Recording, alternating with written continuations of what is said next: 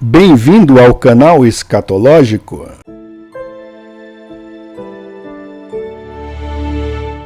Bom pessoal, hoje vamos falar a respeito de pousos de emergência no reino terrestre e que prova que não vivemos nisto aqui, tá? Não vivemos nisto aqui, mas vivemos em um plano estendido. E vamos utilizar para isso uma ferramenta muito interessante, tá? Que eu quero apresentar aqui para vocês.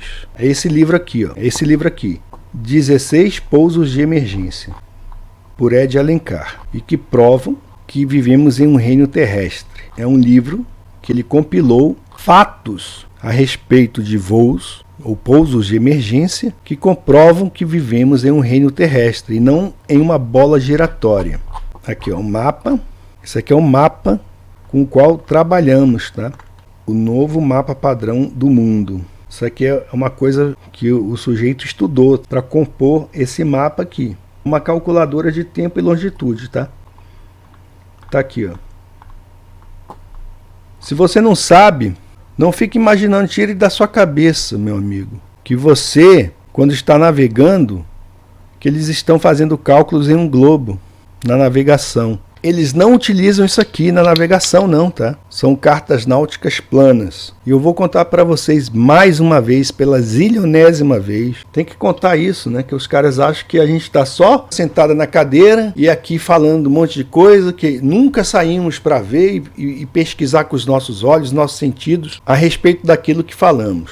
Então, quando estive no Caribe fazendo um cruzeiro em um navio chamado MSC Seaside, ou MSC Seaside, você pode pesquisar aí esse navio, tá? E nós fomos alocados na cabine que fica em frente ao navio. Então, quando você vir o navio, acessar aí o YouTube e estiver olhando o navio de frente na tela, a nossa cabine é aquela que tem uma sacada bem grande na frente e à direita do observador. Então, aí a gente podia ver uma piscina, né? A piscina do Yacht Club, e tá lá a água na piscina.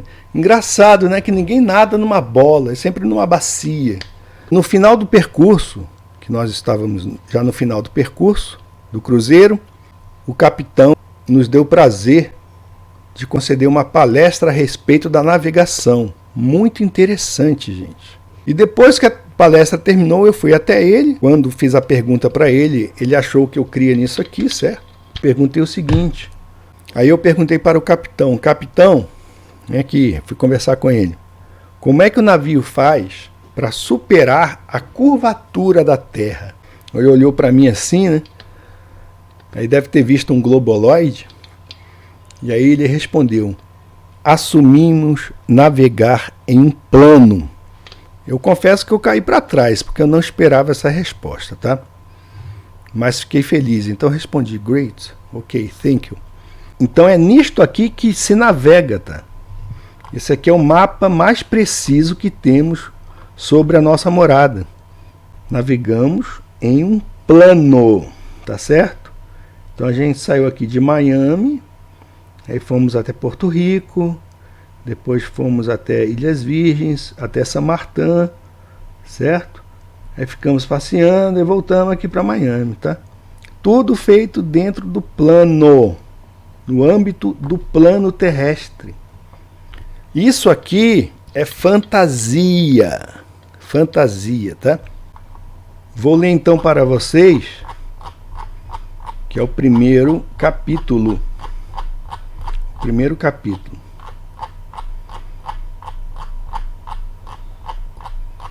Vamos pular a introdução, que é o primeiro capítulo desse livro, tá? Que fala a respeito de 16 casos de pousos de emergência que comprovam que vivemos em um plano estendido. Eu quero agradecer aí ao Márcio do canal Testemunha das Estrelas, que traduziu esse primeiro capítulo, que é o que vou ler para vocês. Preste atenção, certo? Que você vai se beneficiar com isso aqui. Então, capítulo 1. Copa de Ouro do Bicentenário da Austrália de 1988. E ele começa: a vantagem de ser autônomo é que você pode se dar uma pausa sempre que quiser. Eu podia administrar meu tempo de tal forma que pudesse me dar 2 horas de tempo livre por dia, só para fazer o que eu quisesse. Eu tinha me dado um banjo de 5 cordas de presente de Natal em 2015 e já havia feito minha resolução de ano novo de que iria dominar o banjo em 2016. Aí você pode ver que ele é um sujeito que pesquisa, né? Ele disse assim: depois de pesquisar sobre o instrumento antes, aprendi que com 700 horas de prática alguém pode tocar tão bem quanto Flat Scruggs. Alguém pode tocar tão bem quanto Flat Scruggs fizeram tocando banjo estilo bluegrass. Eu pensei em praticar o banjo por 2 horas por dia durante pelo menos 350 dias dos 365 dias de 2016. Então até o final daquele ano eu teria praticado o banjo por 700 horas. Eu seria tão bom quanto Scruggs. Não havia nenhum debate político programado para acontecer até algum momento no final de fevereiro, porque ele diz no livro que ele trabalhava com os candidatos à presidência da República dos Estados Unidos. Tá? Ele estava nesse métier político. Aí ele explica, não havia nenhum debate político programado para acontecer até algum momento no final de fevereiro ou início de março de 2016. Eu tinha muito tempo para praticar o banjo e para olhar para essa história de terra plana. Então decidi pesquisar sobre isso. Ele decidiu pesquisar. Foi um sujeito inteligente. Porque vejam só, desde pequenininhos, os caras dão uma papinha para a criança, né? Eles deram uma papinha, uma comidinha, alimentaram o nosso cérebro, nossa mente, com essa mentira de que vivemos em uma bola molhada giratória em um espaço sideral. E aí o que acontece? Muitos, por preguiça, simplesmente engolem a papinha, que pode ser um veneno, né? Um veneno, e ao invés de regurgitarem aquilo, ou procurarem tomar um antídoto, que é justamente a pesquisa, o estudo, simplesmente aceitam. Porque é conveniente, muitos aceitam por conveniência, porque eles vão ganhar muito mais sendo cúmplices do sistema. Mas o correto é o quê? É você pesquisar por você mesmo. A solução é você pesquisar por você mesmo. Nem estou dizendo para você aceitar o que falamos aqui no canal, mas que você compreenda que você foi enganado. Se você pesquisar, você vai compreender, tá? Pesquise, você deve pesquisar sobre o assunto. Mas as pessoas parecem que elas resolvem ser burras, estúpidas. Não, eu vou ser um animal irracional porque tem um monte de gente pesquisando por mim. São sacerdotes dessa religião cientificista. Aí apelidaram os caras de cientistas. Meu amigo, quando você está plantando, o cara quando está plantando no campo, ele sabe as estações. Quando o cara chega e fala assim, está no tempo do abacate, ou está no tempo do milho, ele está fazendo ciência animal. E isso é ciência, porque ele observou a natureza e viu o que acontece em determinados fenômenos. Porque a laranja só nasce em determinada época, então ele sabe quando plantar e quando colher. Isto é ciência. Ciência é isso, certo? É a praticidade da coisa, aquilo que traz de benefício através da observação. E qual o benefício, me diz aí, para você, tá? Que a alegada exploração espacial trouxe? Tudo mentira. Os caras vão plantar batata em Marte? Deixa de ser idiota, meu amigo. Acreditar nesses caras aí que são laranja do sistema. Elon Musk, esses bilionários, é tudo laranjinha do sistema. Os caras não fizeram fortuna coisa nenhuma.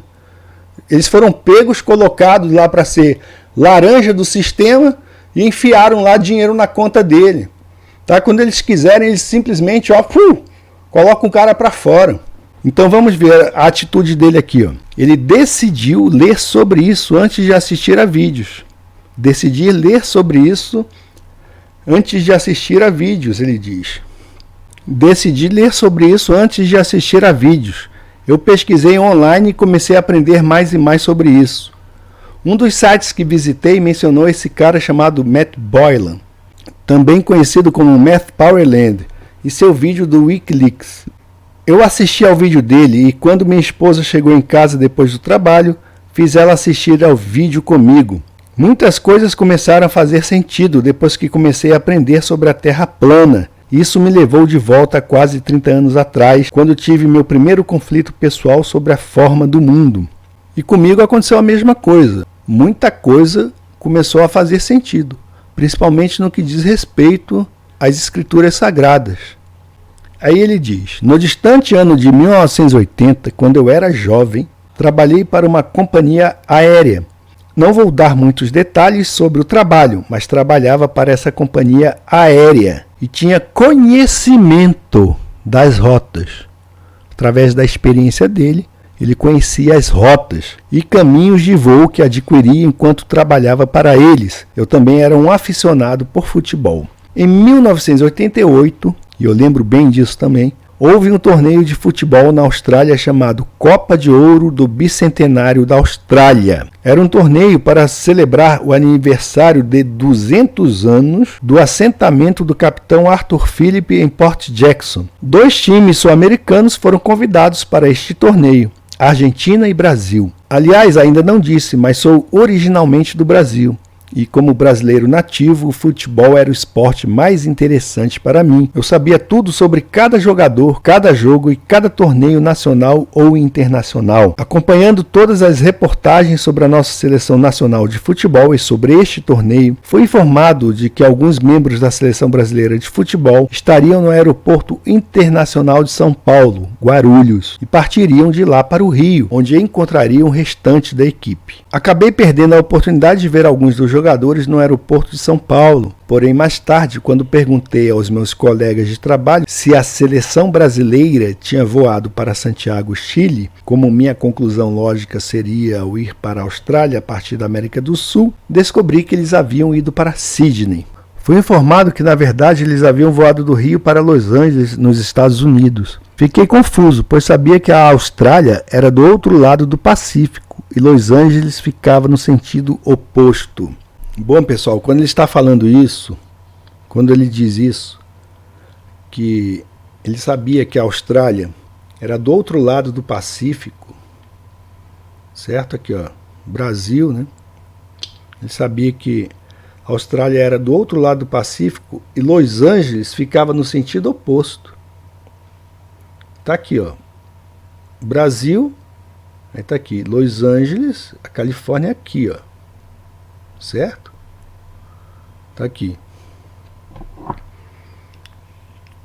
Aqui. Aqui é o Brasil. Aqui tá o Brasil nessa bola imaginária. Certo? Tá aqui, ó. O sujeito na cabeça dele, né?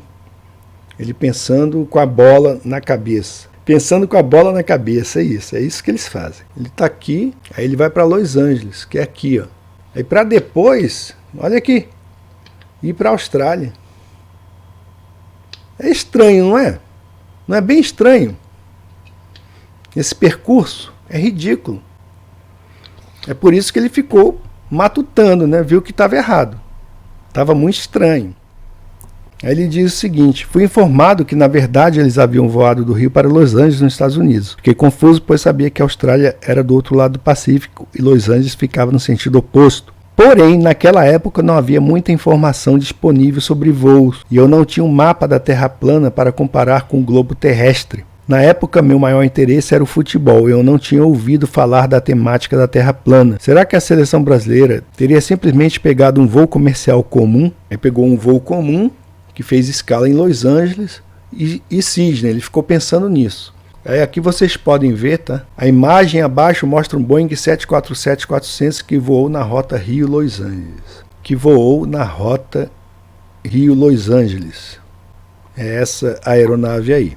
Aí ele descreve, porque ele está escrevendo não para brasileiros, ele descreve, né, fala que a Varig, uma companhia aérea brasileira extinta, foi a transportadora oficial da seleção brasileira de futebol por algum tempo. E eles tinham um voo São Paulo, Rio, Los Angeles e depois para Tóquio. Era o voo Varig 832 e 833. Poderia ter sido esse voo que transportou a equipe brasileira para a Austrália? Foi um voo fretado, voo diretamente de Los Angeles para Sydney? Aí ele diz: eu simplesmente não consegui encontrar nenhuma informação sobre isso. Aí ele pede para você comparar, tá?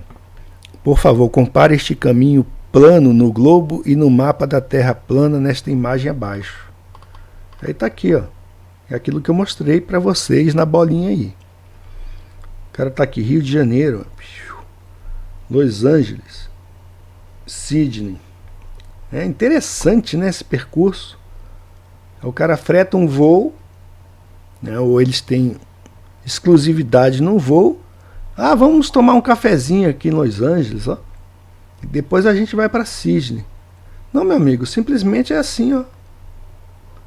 Tinha que fazer isso aqui. Direto. A autonomia de voo de uma aeronave dessas é impressionante. Aí compare aqui, ó, com o mapa de Gleason. A coisa mais lógica. Estamos aqui no Rio de Janeiro ou em São Paulo. Coisa mais lógica. Né? Los Angeles, Sydney. Aí sim. Vamos para cá, a gente abastece, o pessoal descansa, tomamos cafezinho e voamos para Sydney. Ou como eu mostrei para vocês, o sujeito está aqui em Santiago do Chile, ele pode ir por aqui, direto. Ou então ele pode parar também em Los Angeles, certo? Tá aqui, ó. O que faz mais sentido para você?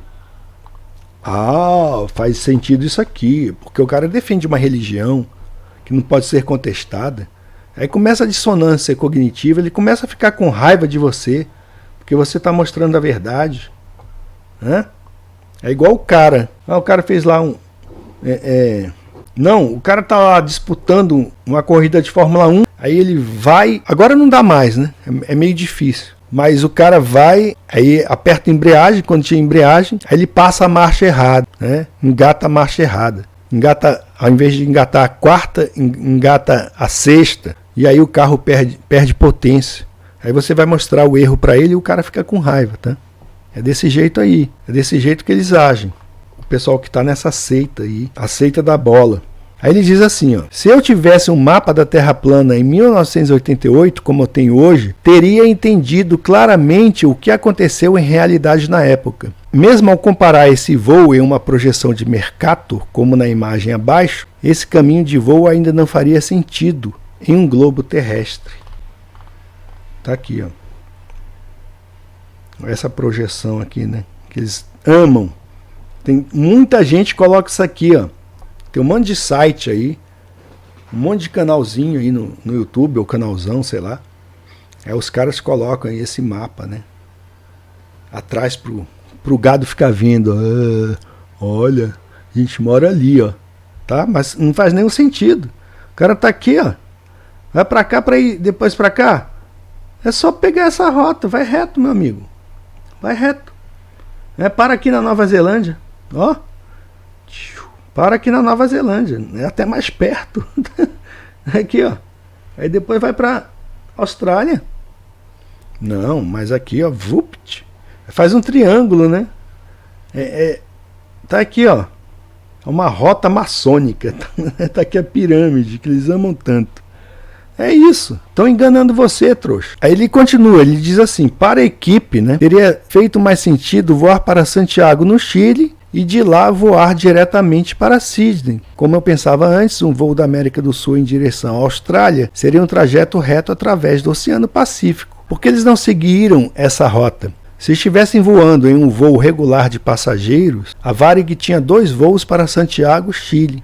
Por outro lado, se a equipe brasileira tivesse voado em um voo fretado, poderia ter voado a qualquer momento para Santiago, Chile, ou Buenos Aires, Argentina, e de lá para Sydney, Austrália. Essas eram as perguntas que eu tinha em mente em 1988, quando não tinha conhecimento da verdadeira forma da Terra. Mais perguntas sobre voos surgiram quando o voo 008 da China Airlines fez um pouso de emergência em Anchorage, Alaska, em 7 de outubro de 2015. Esse é o tópico que iremos abordar no próximo vídeo.